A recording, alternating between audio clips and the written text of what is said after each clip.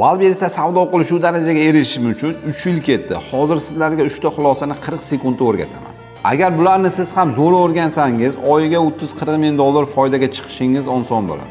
Birinchisi, zo'r tovar tanlagan bo'lsangiz ham bankrot bo'lish ehtimolingiz bor. Chunki eng zo'r tovarlarni sotadigan sotuvchilar ham shunaqa texnikalari bor, bularni omma oldiga olib chiqishmaydi.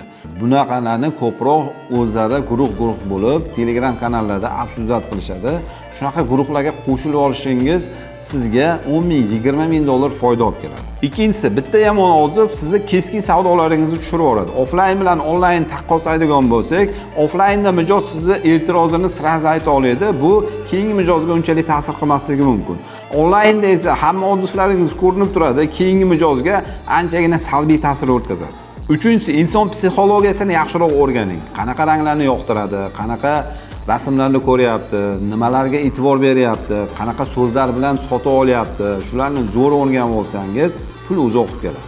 Sizga tavsiyam bor, Instagramda bekor o'tiribsiz, undan ko'ra menga obuna bo'ling, pul topish sirlarini o'rgataman.